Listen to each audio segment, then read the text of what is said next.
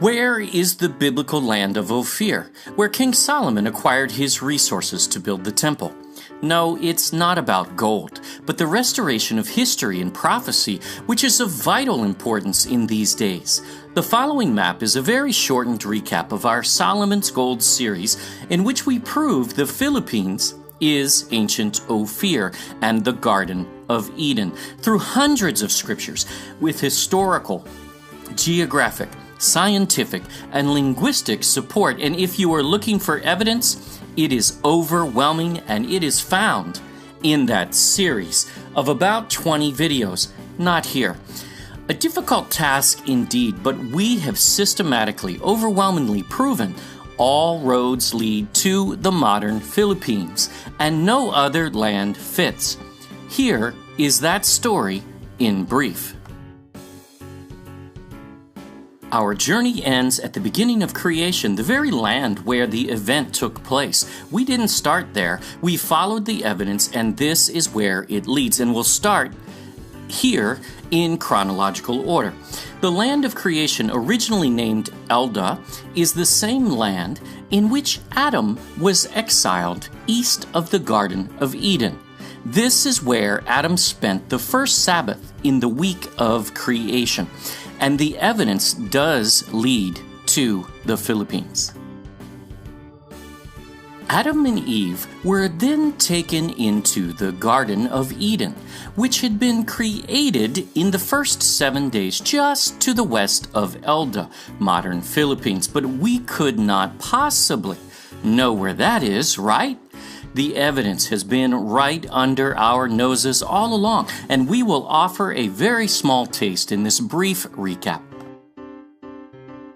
In the book of Jubilees, which was considered canon scripture and inspired by the ancients, John the Baptist, and even the early church fathers, Noah divides the entire earth between his 3 sons, which we map out. He defines their territories turn by turn, and Shem basically received Asia all the way to the Far East. One would have to review that mapping for support. It sets Shem's eastern border just beyond the Philippine Trench, or ancient Pisan River, which we explain, and the garden is defined as being in that area of Shem's territory. Later, Ham's territory is defined to the right or west of the Garden of Eden. Does this prove it? No. We do that in the series. This is a brief. Jubilees further identifies the garden as just north of all the mountains of fire. We find this to be the string of 147 volcanoes, literally called Gunung Gunung Api in Indonesia, which in Javanese literally means mountains of fire to this day. It sets a perfect border not only to the south of Shem's region, but also to the east, confirming the border to be the Philippine Trench on that side. Of course, we prove this much further from many angles, but we can test this scientifically as though all land animals and humans were wiped out, except those on the ark with Noah during the flood. Sea creatures were not. So, find the most diverse marine population on Earth, and you find the region of the land of creation and the Garden of Eden. And the center of marine biodiversity on Earth is actually in the heart of the Philippines. The Sulu-Sulawesi seascape is the center of the Earth's marine biodiversity, according to conservation.org and numerous marine biologists today. Yes, even more diverse than the Great Barrier Reef. This is evidence for creation, not finding human bones.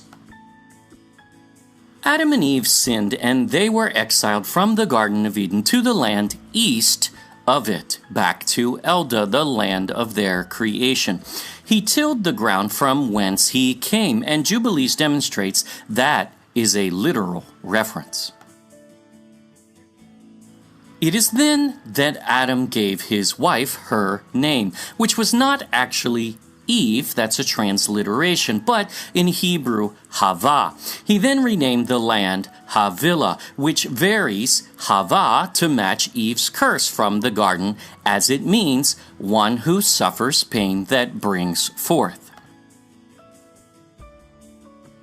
The Bible is brilliant because it defines this land by its resources, and it still holds true and identifiable to this day. There is gold, and the gold of that land is good, abundant. The Philippines has been mining gold since at least 1000 BC, yet still has the second largest gold reserves in the ground of any country. It is the #1 gold region in all of history, indisputably. Bdellium is pearl, not resin, as the Israelites ate manna of its color, and the largest pearls on earth come from the Philippines. Not only is it known as the Pearl of the Orient, but the largest to date is 75 pounds or 34 kilos and estimated at about 3,000 years old. Yes, also 1000 BC. Odd. And you can add to that the second largest, third, fourth, fifth, and so on, as there is no close second to this land in pearl. The final resource criteria is the onyx stone, not the jewel, but that used as a building material similar to marble. The strongest onyx and marble on earth, yes, stronger than that of Italy, is actually found in Romblon, Philippines, even today, and it is abundant. It doesn't just have all three resources, but the Philippines, the Pearl of the Orient, is #1 in all three categories, and no other land can compare. And we also locate the Pisan River and the rivers from Eden, further proving this out, and it does surround this whole land of the Philippines. Adam's generations to Noah remained in ancient Havilah until one day Noah was commanded to build an ark of gopher wood, yet we find two very credible references from the early 1800s that this word is not gopher, but instead this is Ophir or Ophir wood, the wood of Ophir, which we'll cover. Scholars believe this was a red sandalwood, and the Philippines' national tree is such, and even bears a seemingly Hebrew name, which ties to the story of the Queen of Sheba, which we'll cover. We believe Noah would have built the ark on a mountain, and we find Mount Arayat to possibly have a Hebrew origin, meaning earth covered, and that would certainly be a good spot to build the ark high enough to avoid the mega tsunamis from the breaking up of the fountains of the great deep. After 40 days and nights, though it kept raining after that, the ark was lifted above the earth and carried upon the waters, and the Bible gives only one option for where it would come to rest.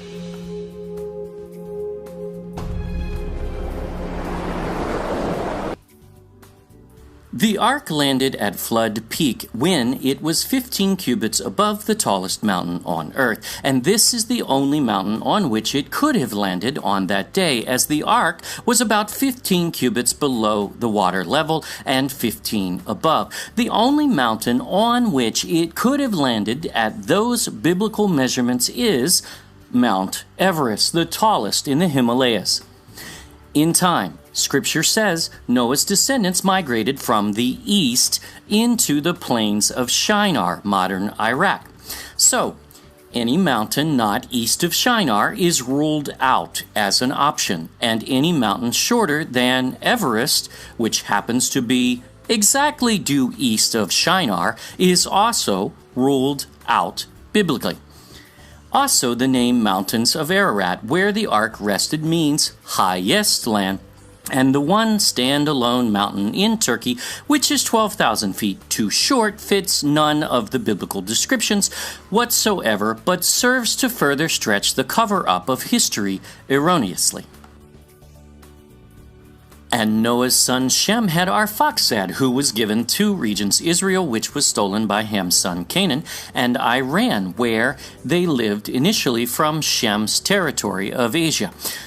From him came Eber, father of the Hebrews, and after the Tower of Babel, his two sons split up, departing from their land in Mesha, or Mashhad, Iran, on what became known as the Silk Road later, and they migrated. Peleg's lineage, the Israelites, ended up in Israel eventually. But Genesis 10 tells us exactly where Joktan and his sons went east, not west, to Sephar, the Mount of the East. Sephar is a Hebrew name for the tree of life, and the Mount of the East is a holy mountain of Yahuwah God, both found in the Garden of Eden, also in the East. Oh, and among Joktan's sons was Ophir, Sheba, and Havilah. They were headed to the land of the Garden of Eden and creation, and they found it. No, they could not enter the garden, but the land above it where Adam and Eve lived, and Noah built the ark. The unique thing about Ophir is he is the only Ophir mentioned in Scripture, yet there are multiple Shebas and Havilahs, so every time you see those two names, you must ask which one. But with Ophir, there is only one, and when those brothers are mentioned with Ophir, we know to which family they refer. Around 1000 BC, King Solomon builds a brand new port and navy on the Red Sea to go to these three specific lands, and the Bible provides the resources with which his navy returned. First was gold and silver, and we already know Ophir, Philippines, has been mining since 1000 BC, and number one in gold in history and likely silver. Many are thrown by this, though. Ivory has been abundant in the Philippines as far back as history goes, and the bones of rhinos from very ancient times have been found, as well as the presence of elephants mentioned by Pigafetta, the historian who traveled with Magellan. Whether traded with its neighbors or native, either way, ivory was abundant in the Philippines. The Hebrew word for apes in this passage is actually a reference to small monkeys, not the large apes you may think of, which would be almost impossible to handle in that age. And the smallest primates on earth are found there as the Tarsier of Tarshish, whose name seems to be no coincidence. The Palawan peacock is also native to the Philippines, and Pigafetta mentions seeing them in the 1500s as well. Then there's almug wood, which no one seems to know what it is, yet Solomon was returning to the land of creation where Noah built the ark, and likely that same red sandalwood he used was used in the temple for obvious reason. And again, it ties to the Queen of Sheba, which we connect. So, the Philippines is 7 for 7 on the resource list, not one missing. And the other lands who make such claims cannot produce all 7 resources, nor do they fit the rest of this criteria, as only the Philippines does. And we said this case is overwhelming indeed. But also, when the Queen of Sheba came, she brought gold from her land. She brought precious stones, which are documented not only in Mindanao, but also even diamonds in Borneo, which has a territory called Sabah, which once belonged to the Queen of Sheba. It means territory of Sheba. Philippines. Even before the era of the modern dispute, these gemstones were also documented in the Philippines already by Pigafetta, De Morga, and others. So regardless of how they got there, native or not, they were certainly there for Solomon's navy to trade. And finally, Sheba brought a very great store of spices. The text uses a word sometimes interpreted as frankincense, a newer French word. But no matter, as the Philippines has frankincense too, called poor man's frankincense, not because of a lesser quality, but because it's cheaper, as the rabbis own and endorse their Ethiopian farms in a narrow, unbiblical, unethical way. The story of Ophir is chronological, offering sequential events as they unfold. He builds a new port and navy on the Red Sea. They go to Ophir, and note, there are no other stops on the list of this initial journey. They fetch gold and resources, and that's where we are in the story at the end of 1 Kings chapter 9. The Bible describes this as a 3-year round-trip journey to the east beyond the Arabian Sea, Indian Ocean, to a multitude of islands. You do notice neither of those fits Saudi Arabia, nor Africa, nor India, and we prove that many ways.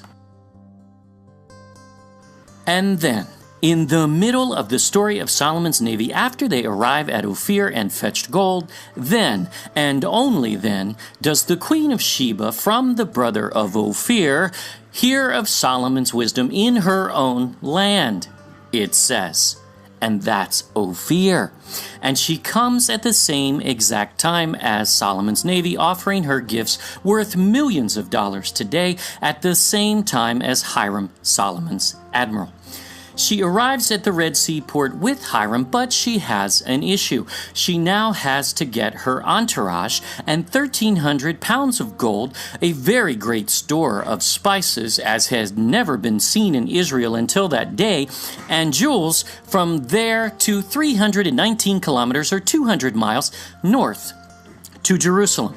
That requires camels, which she hires, and yes, she travels through the desert to get there.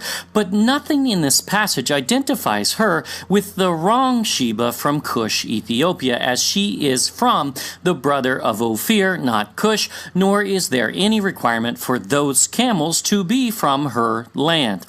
The queen, or at least her land, was likely the wealthiest on earth in those days until Solomon's wealth exceeded it, really for a short time only. Again, the sequential order is Solomon builds a navy which goes to Ophir and fetches gold. The Queen of Sheba heard of Solomon's wisdom in her own land of Ophir and came to Israel. She presses him with hard questions. She offers her gifts valued at millions of dollars today. And then she left. And that's it. She does not have an affair with Solomon, especially not producing a child, according to the source of the story, the Bible. If you have heard this, we cover its origin. The occult Kibra Nagast in Ethiopia, which makes this claim, but that queen in that story, in their words, not ours, has the legs and hoof of a goat, and we reject that as wholly false, as it's the wrong Sheba in the wrong place. This accurate Queen of Sheba is from Ophir, Philippines. Another misnomer out there is that Tarshish is west, because that's where Jonah headed, yet this view is oblivious to that era in history and the rest of the Bible. The port at Ezion-Geber on the Red Sea was broken up along with the ships there, and Jehoshaphat was unable to go to Ophir, Tarshish for resources as he was trying to repeat Solomon's journey.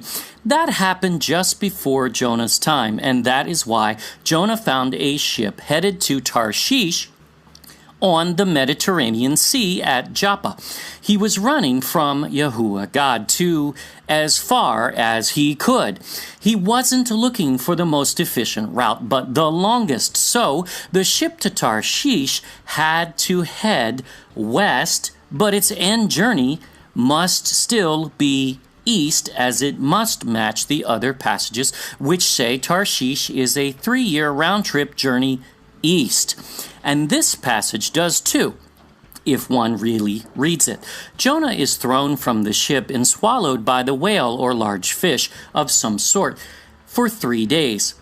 However, scholars seem to miss the part where he was spit up on shore and made a journey to Nineveh of another 3 days. What Jonah did there is narrowed down where he was dropped off, because one cannot get to Nineveh from the Mediterranean in any direction in those days in less than about 14 days, not 3.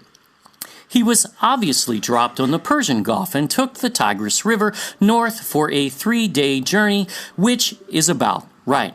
So Jonah proves the path to Tarshish, which is equated to the same region as Ophir and Sheba, is east, not west. But its history continues. David tells us exactly where the wise men, or kings, yes, kings, came from. And it wasn't the occult Babylon, nor Yemen, nor Ethiopia again, according to Scripture. David's prophecy in Psalm 72 says the kings of Tarshish, the isles, Ophir, Sheba, and Seba, territory of Sheba, would bring gifts to the Messiah after his birth. This is David's son.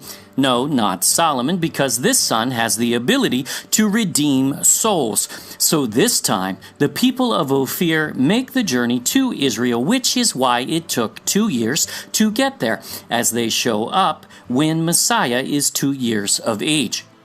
However, the port on the Red Sea is still broken up at this point, so they have to take the same route as Jonah around Africa, into the Mediterranean Sea most likely.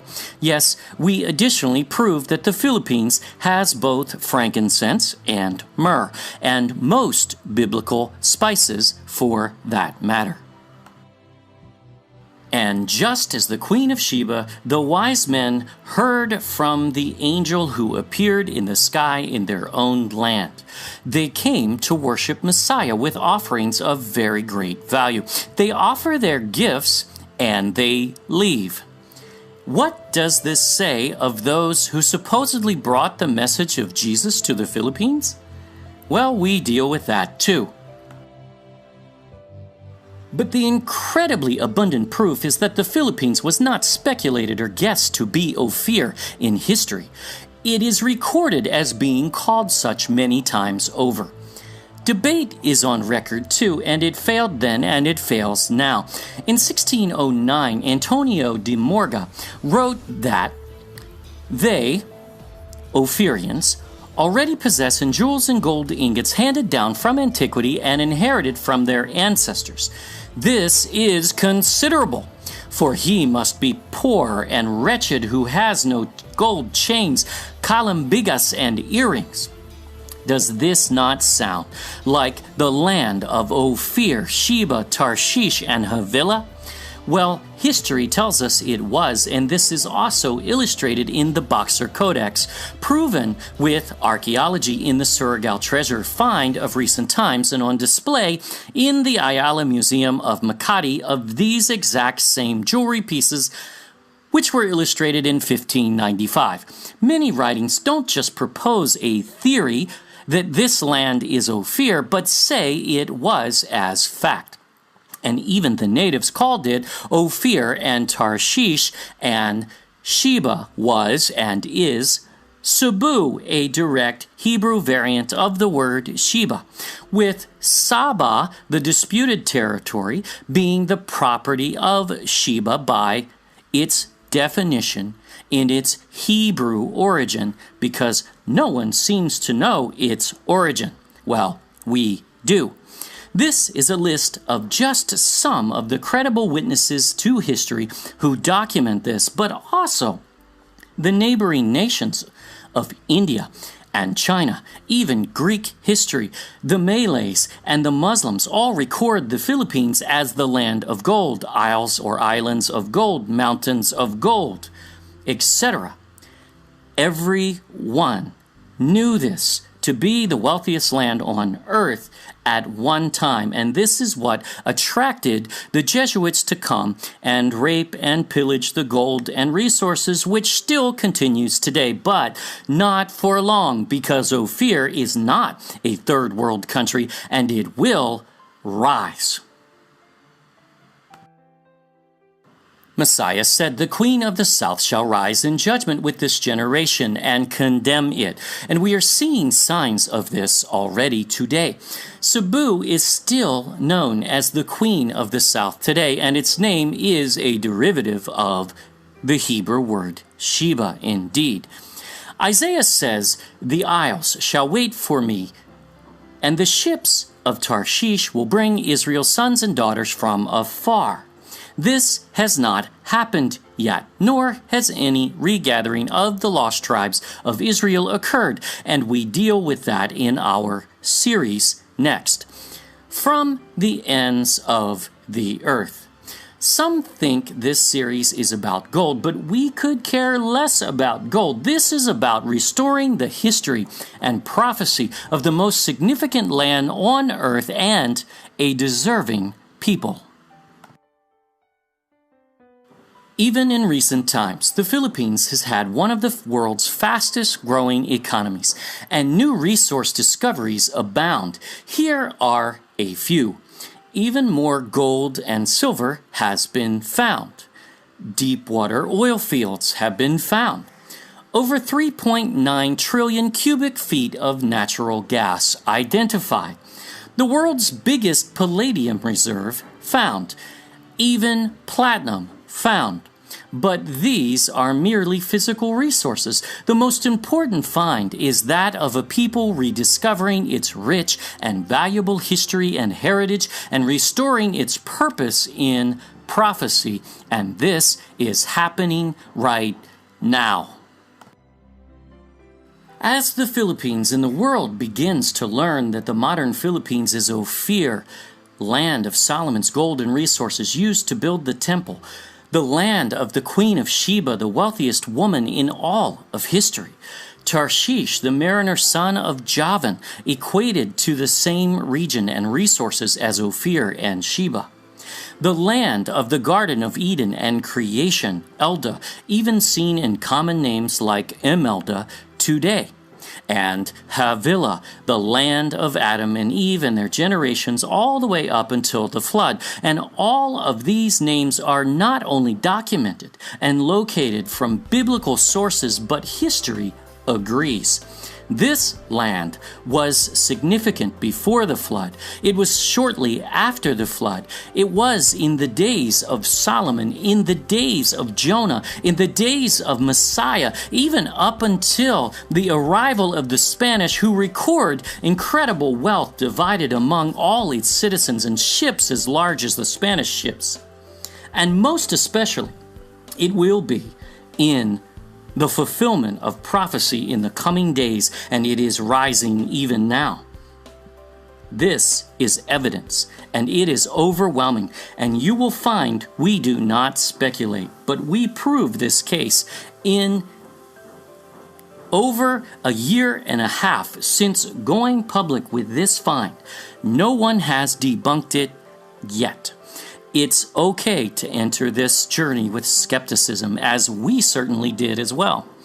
We challenge you to watch, test, even try to prove it wrong, and if you agree, apply this newfound knowledge, which is really not new at all. And many witnesses confirm what we are just now finding out, restoring an ancient truth, which many knew all the way up until the 1800s or so, when it was lost, at least. Even the likes of Columbus fully identified modern Philippines as ancient Ophir, Tarshish, and the Garden of Eden. And there are far more than two witnesses to establish this as fact. May Yahuwah God bless your journey.